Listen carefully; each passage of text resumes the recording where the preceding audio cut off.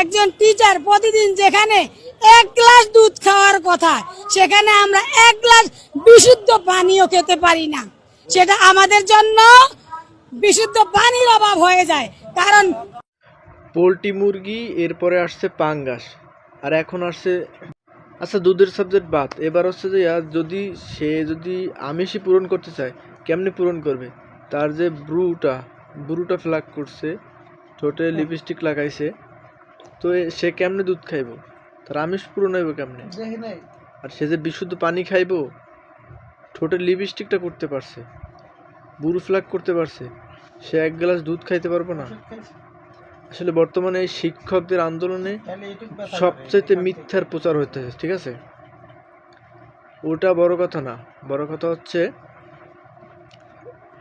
Poultry মুরগি, পাঙ্গাস মাছ, এখন হচ্ছে দুধ, মানে তাদের কোনো মতে আমিষ পূরণ হচ্ছে না।